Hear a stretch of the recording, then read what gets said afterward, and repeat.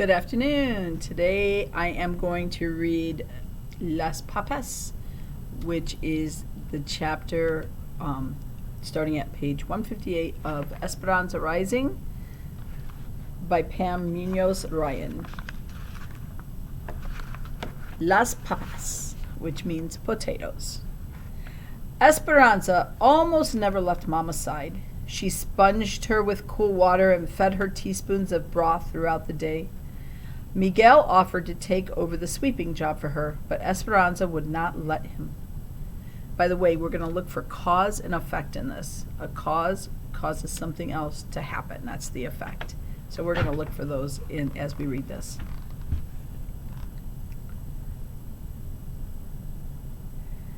Miguel offered to take over the sweeping job for her, but Esperanza would not let him. Irene and Melina arrived each morning to check on Mama and to take the babies. Alfonso and Juan put up extra layers of newspaper and cardboard in the bedroom to keep out the November chill, and Isabel drew pictures to hang on the walls because she did not think the newspaper looked pretty enough for Mama. The doctor came back a few weeks later with more medicine. "She is not getting worse," he said, shaking his head. But she is not getting better either. Mama drifted in and out of fitful sleep, and sometimes she called out for Abuelita. Esperanza could barely sit still and often paced around the small room. One morning, Mama said weakly, "Esperanza." Esperanza ran to her and took her hand. "Abuelita's blanket," she whispered. Esperanza pulled her valise from under the bed. She had not opened it since before the dust storm and saw that the fine brown powder had even found its way deep inside, as it had found its way into my Mama's lungs. She lifted out the crocheting that Abuelita had started the night Papa died. It seemed like a lifetime ago. Had it only been a few months?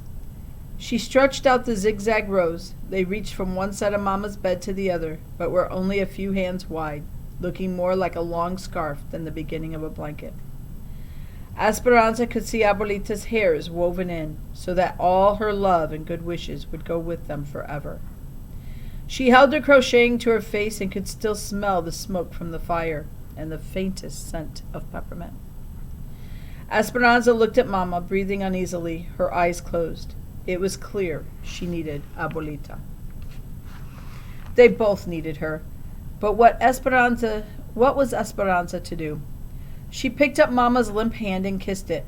Then she handed the strip of zigzag rose to Mama, who clutched it to her chest. What had Abuelita told her when she'd given her the bundle of crocheting? And then she remembered. She had said, "Finish this for me, Esperanza, and promise me you'll take care of Mama." After Mama fell asleep, Esperanza picked up the needlework and began where Abuelita had left off. 10 stitches up to the top of the mountain and 1 stitch. 9 stitches down to the bottom of the valley. Skip 1. Her fingers were more nimble now, and her stitches were more even. The mountains and valleys in the blankets were easy, but as soon as she reached a mountain, she was headed back down into a valley again. Would she ever escape this valley she was living in? This valley of Mama being sick. What else had Abuelita said? After she had lived many mountains and valleys, they would be together again. She bent over her work, intent, and when her hair fell into her lap, she picked it up and wove it into the blanket. She cried when she thought of the wishes that would go into the blanket forever, because she was wishing that Mama would not die. The blanket grew longer, and Mama grew more pale. Women in the camp brought her extra skeins of yarn, and Esperanza didn't care that they didn't match. Each night when she went to bed, she put the growing blanket back over Mama, covering her in hopeful color. Lately, it seemed Esperanza could not interest Mama in anything. "Please, Mama," she begged, "you must eat more soup. Please, Mama, you must drink more juice. Mama, let me comb your hair. It will make you feel better." But Mama was listless. Listless means no energy, just lying there limp. And Esperanza often found her weeping in silence. It was as if after all her hard work in getting them there, her strong and determined mother had given up.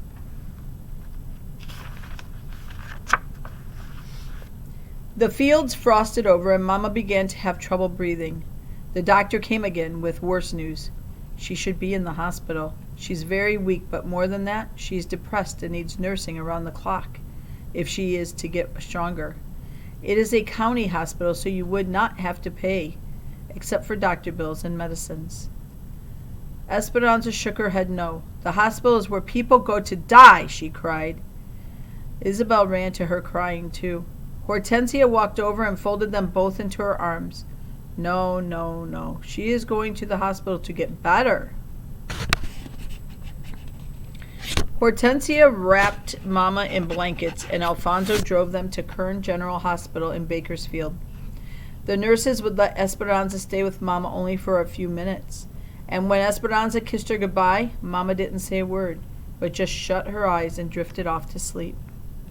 Riding home in the truck that evening, Esperanza stared straight into the alley of light made from the truck's headlamps, feeling as if she were in a trance. Hortensia, what did the doctor mean when he said that Mama was depressed? In only a few months, she has lost her husband, her home, her money, and she is separated from her mother. It is a lot of strain on her body to cope with so many emotions in such a short time. Sometimes sadness and worry can make a person sicker. Your mother was very strong through your father's death and her journey here for you. But when she got sick, everything became too much for her. Think of how helpless she must feel. Hortensia took out her handkerchief and blew her nose, too upset to continue. Esperanza felt like she had failed Mama in some way and wanted to make it up to her. Mama had been strong for her. Now it was her turn to be strong for Mama. She must show her that she didn't need to worry anymore. But how? Abuelita. I must write to Abuelita. Hortensia shook her head. I'm sure your uncles are still watching everything that goes in and out of the convent, and probably the post office too. But maybe we can find someone going to Aguascalientes who can carry a letter. I have to do something, said Esperanza, holding back tears. Hortensia put her arm around Esperanza. Don't worry, she said. The doctors and nurses know what she needs, and we will take care of one another. Esperanza did not say what she really thought, that what Mama really needed was Abuelita. Because if sadness was making Mama sicker, then maybe some happiness would make her better. She just had to figure out a way to get her here. When she got back to camp, she went behind the cabin to pray in front of the washtub grotto. Someone had knit a shawl and draped it over Our Lady's shoulders, and the sweetness of the gesture made Esperanza cry. Please, she said through her tears, I promised Abuelita I would take care of Mama. Show me how I can help her. The next day, Esperanza pulled a heavy shawl around her shoulders and waited for Miguel to come home from the fields. She paced in the area where the trucks unloaded and wrapped the wool tighter against the early winter cold. She had been thinking all day about what to do. Ever since Mama had first become sick over a month ago, they had no money coming in. The doctor's bills and medicines had used up most of what they had saved. Now there were more bills. Alfonso and Hortensia offered to help, but they had done so much already, and they did not have much to spare. Besides, she could not accept their charity forever. Abuelita's ankle was probably healed by now, but if she hadn't been able to get her money out of the Tio Luis's bank, then she would have no money with which to travel. If Esperanza could somehow get money to Abuelita, then maybe she could come sooner. When Miguel jumped off one of the trucks, she called to him. What have I done to deserve this honor, mi reina? He said, smiling and walking toward her. Please, Miguel, no teasing. I need help. I need to work so I can bring Abuelita to Mama.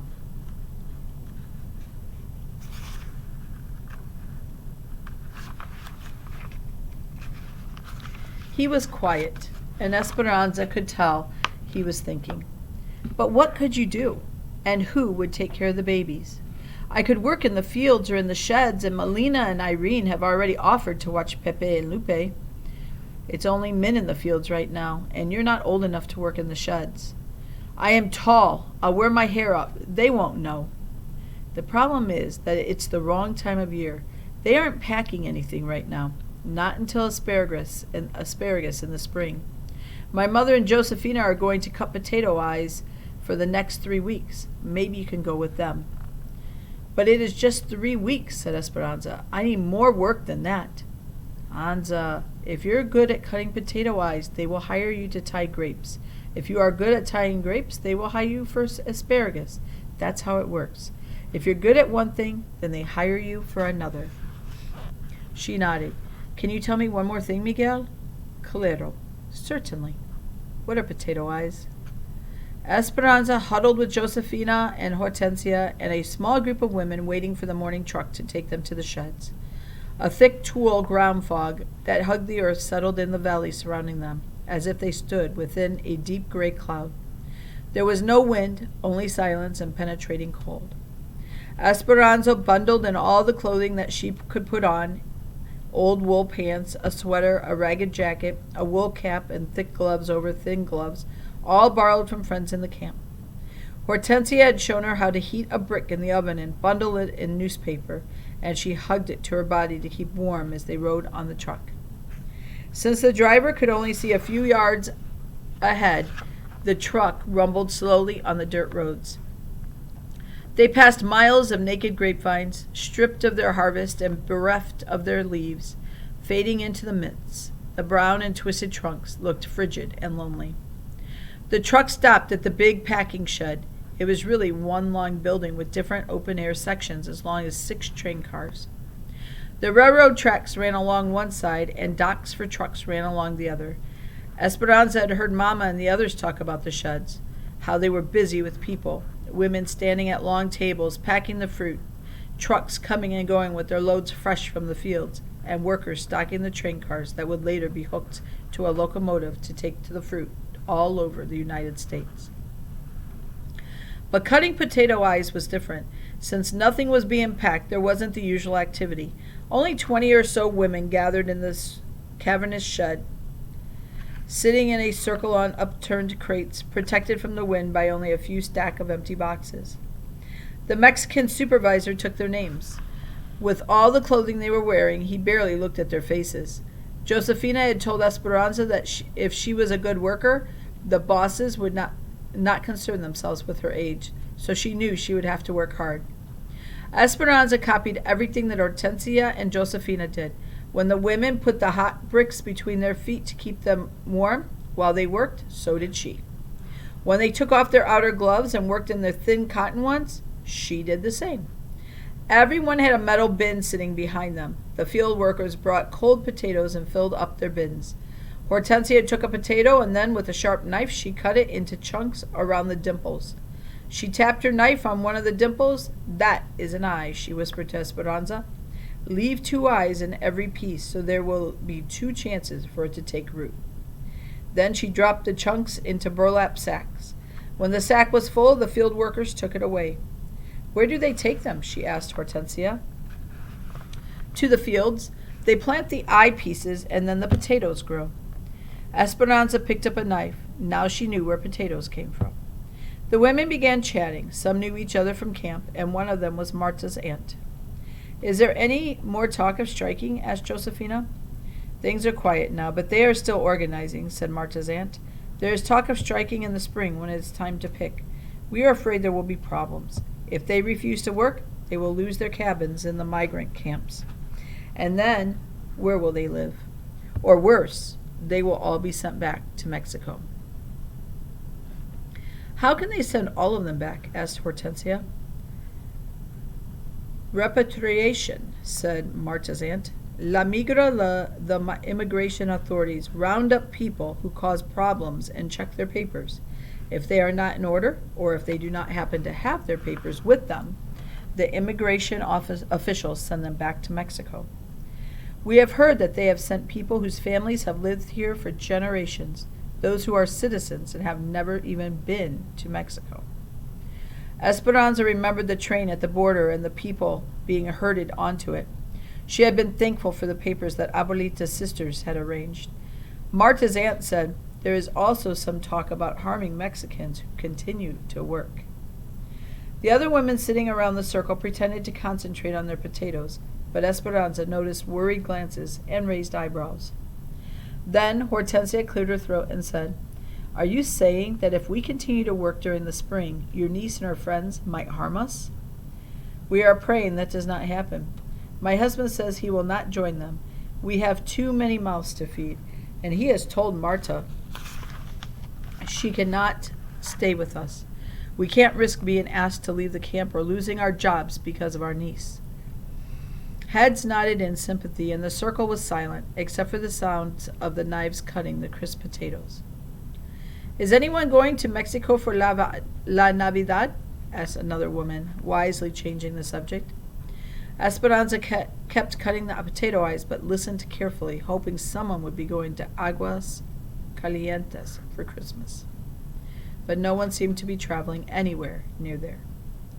A worker refilled Esperanza's metal bin with another load of cold potatoes. The rumbling noise brought her thoughts back to what Marta's aunt had said. If it was true that the strikers would threaten people who kept working, they might try and stop her, too. Esperanza thought of Mama in the hospital and Abuelita in Mexico and how much depended on her being able to work. If she was lucky enough to have a job in the spring, no one was going to get in her way.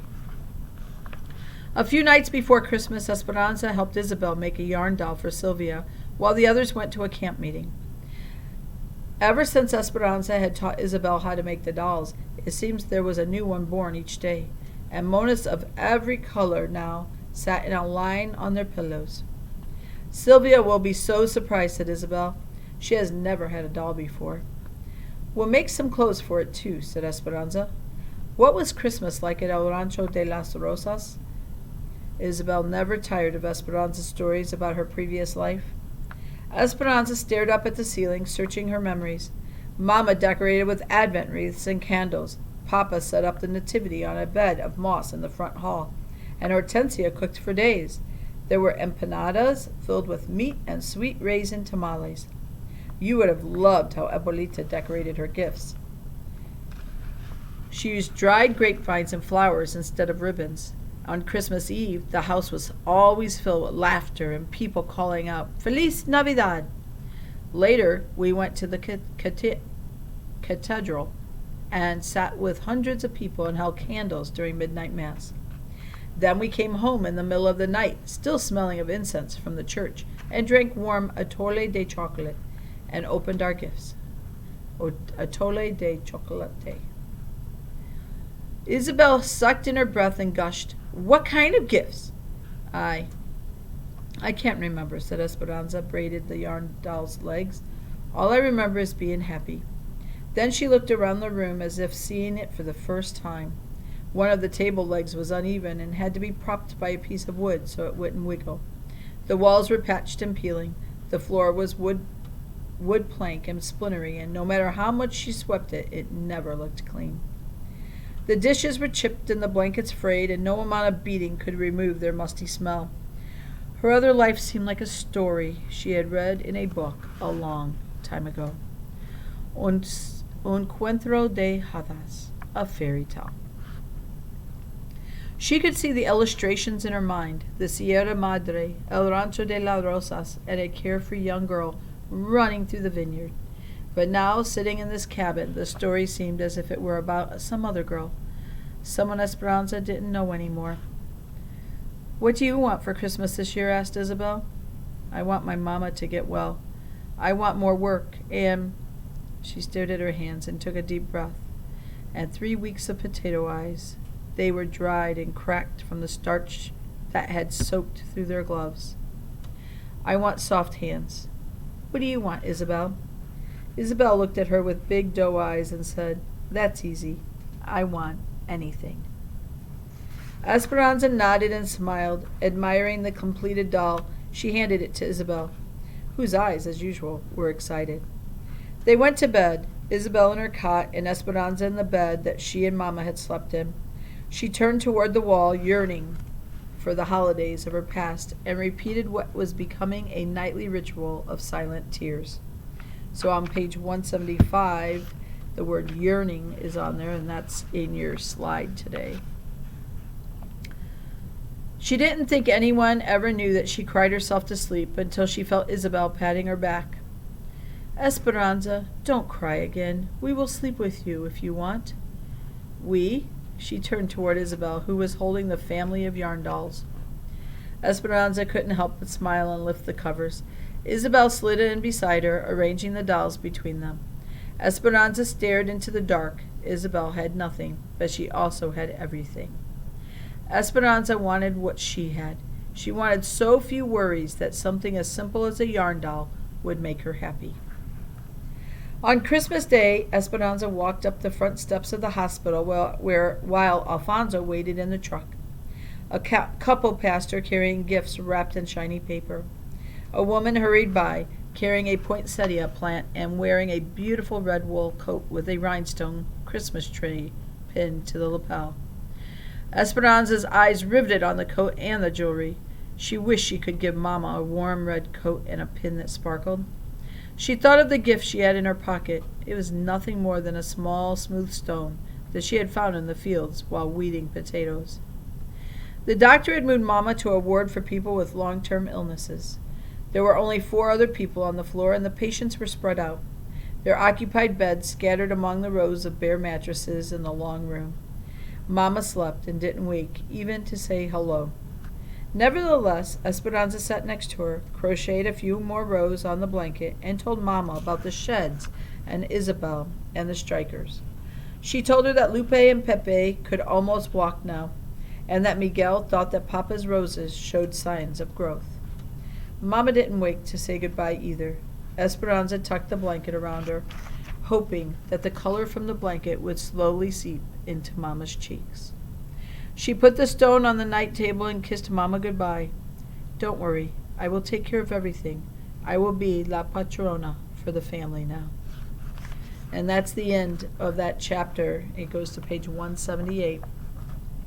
So I hope you're thinking and feeling for that poor little child, Esperanza, who has had so many changes in her life. See you next time.